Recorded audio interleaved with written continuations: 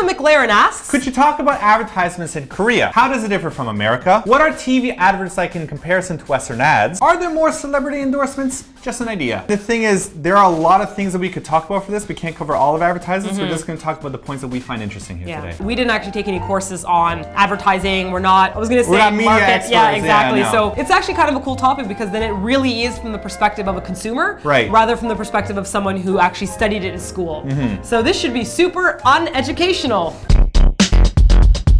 They don't do a lot of billboards in Korea is what I've noticed. There are occasional ones, like I know when you cross the bridge there's like an iPhone ad, but I know that whenever we're in Tokyo, it's covered in billboards. They're everywhere. Yeah, and same thing in Toronto and even in New York. Like when you're driving on the highway, you see like billboard ads that are laid out for you. But in Korea, they tend to use a lot more like banners. Banner advertising. So they have these like huge banners that are rolled out, and it'll be like a location where it's allowed to go, and so it's like kind of stacked up with text. And also like the banner advertisements that we see aren't really graphic heavy. It's more like, this is the service that we offer, this is the number you should call. It's not really pulling you in, you know, with like boobies and whatnot. Pulling you in with boobies. It would be more effective. Like, you know, here's a hog one that we go to, here's a number, and boobies. And you'd be like, oh, it's an interesting hog one.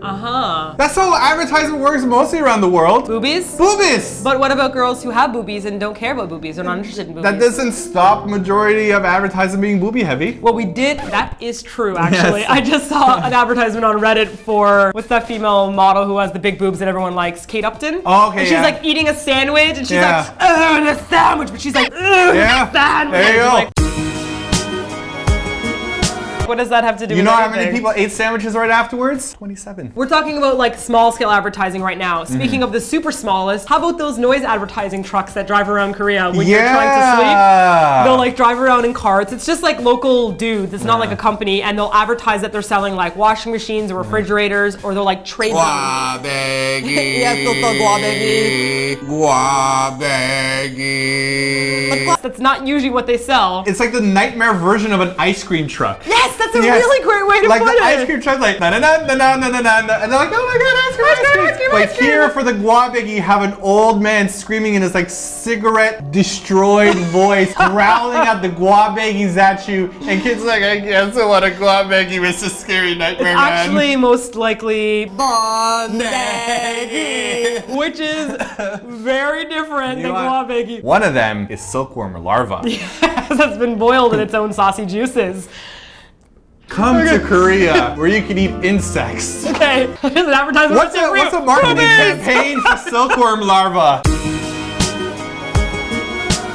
The question that was posed was about celebrity endorsements, and I could definitely say that to me it feels like Korea uses a lot more celebrity endorsements than what I'm used to back home. Oh yeah. Especially in the case of, I've made fun of them before, 2 p.m. advertise everything. Oh, it's like they advertise eyeglasses, they advertise hiking gear. Yep. I think they advertise beer as well. Yeah, they do. And Coca-Cola. Yep. And then they also advertise water filtration systems.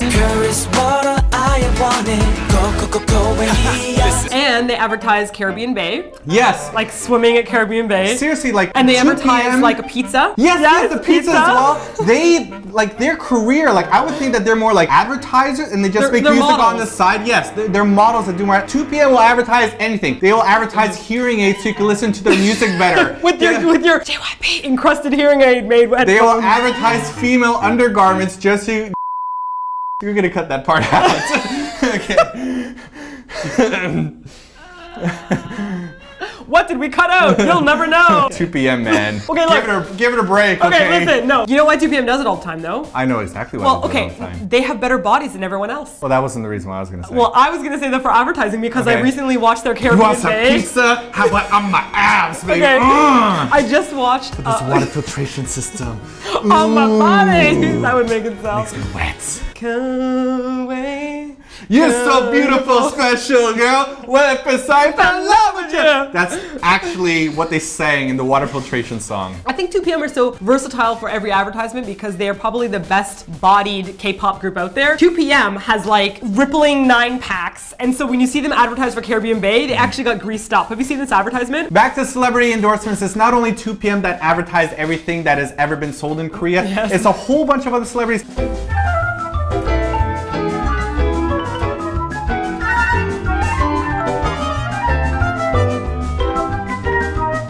In fact, it really feels like every time we see a commercial or a poster selling something, it always has a Korean celebrity. While I'm used to in Western advertising a lot of actors being hired for something like Cheerios ads or Coke ads. I guess the difference that I've seen when it comes to celebrity advertising in North America and Korea is that in North America, you kind of have to be associated with what you're advertising at least a little bit. Slightly. So like if Beckham's gonna advertise something, it's gonna show his like soccer skills and like how he wears these shoes, or like look at me in my underwear with my hot body, I'm Beckham, I'm so hot. But it seems like in Korea you can advertise all types of things whether you're related or not to it. Like chicken ads, like a lot of K-pop stars endorse chicken. And fried chicken as well. Fried chicken, which is something that I don't think they eat. Yeah, girl bands, they don't really get fed very well. I doubt that they actually eat fried chicken. But I mean, you get flyers for your front door, and I've seen at least like 9 or 10 different bands rotating through the chicken field. Yeah. And you'll see them advertising, like Big Bang advertised a beer at one point. That was really fascinating. The height one. Yeah, because I remember at the time that they did the advertisement, Sungri wasn't legal age to drink, so they did the advertisement without him. That wasn't Big Bang, that was Medium Bang. Yeah, but somehow when it comes to marketing, they thought, you know what, it's okay if we don't include all the members because at least 4 of them can drink. But when I saw the ad, the first thing I thought of was like, where's Sungri? And people in the comment section are like, oh, well, he's underage. Well, I'm like, the seems first like weird. thing that I thought of was height is terrible beer.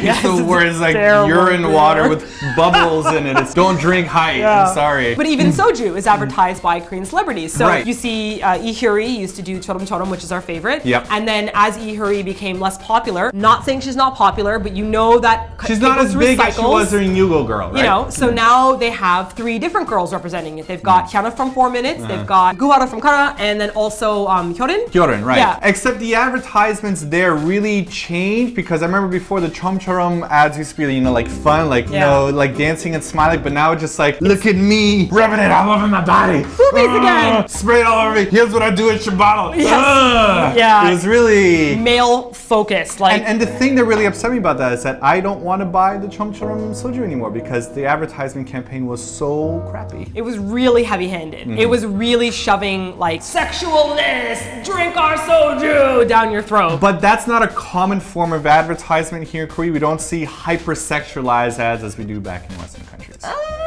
Not as much. No, like come on, like the chomchorom ads were as bad as it gets. How about the ad with that model? The one when she did Sprite and she went to the shower and all she goes to the beach and she gets dumped on by water and she's like, okay, that's the exception rather than the rule.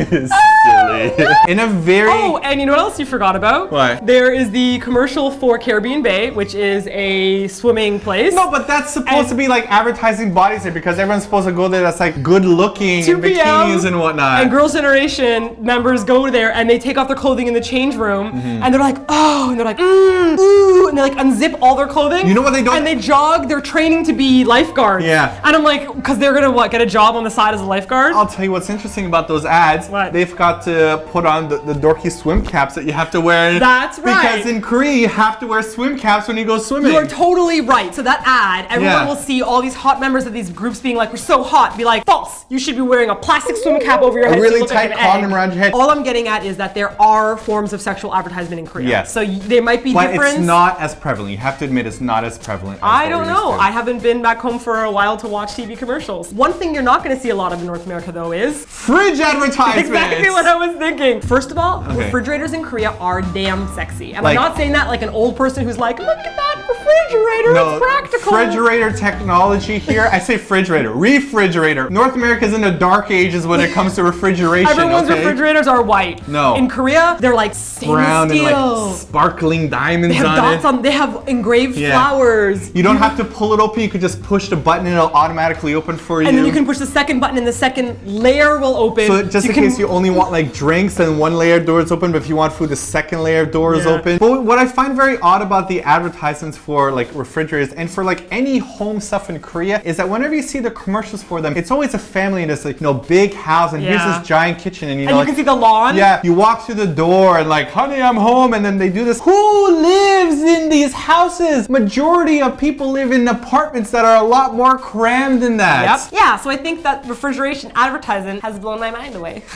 Good refrigerators. Yes. We're going to talk more about this in the blog post, so make sure you click on the link to read more about advertising stories in Korea. We didn't even get a chance to talk about like funny ads and jingles and stuff. So how is advertising in your country? I'd love to hear if there's any differences than what we're talking about. Do celebrities endorse everything, or is it totally different? Let us know in the comment section below. For last week's TLDR, we talked about different ways that you could die in Korea, and here's what you guys have to say about it. Parsa Carly wound up telling us that in Australia you're actually fine, and you're more likely to die in a car crash than you are from one of the deadly animals in Australia. But they wound up saying that supposedly crocodiles now climb trees, and that is supposedly just a bit creepy. That's horrifying. I think that's understatement of the year. Crocodiles climbing trees, that's the stuff of nightmares. You go right up next to get to like the an Guabegi man, apple, right and there's a there. crocodile that's like, surprise! No, that's the worst way to die right there. Crocodile in tree. Minx commented by saying, I'm surprised you guys didn't talk about fan death. I always poke fun at my boyfriend. He's Korean. His mom always turns off fans when he sleeps. I think we talked about fan death before in a different video. We talked about it in a TLDR about superstitions in Yes. Korea. We didn't want to talk about it for this one because we wanted to talk about actual ways you could die in Korea, not fan death,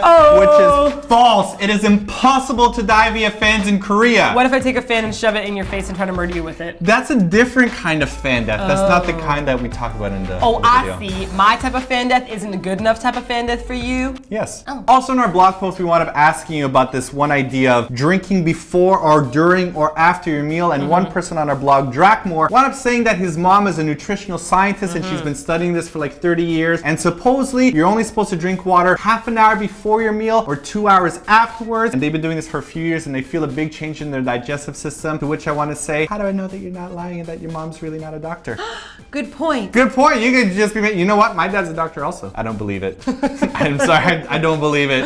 You know what? I'm gonna need to see some cold, hard facts. Give me a scientific paper because I still think this is silly. Plus, what happens when you eat soup? Soup is made up of water. Is there a difference between soup water and water in a glass? If you eat soup, then you get more diarrheas. Fact. You my Venus, you the purest. Can you feel the power all up within us?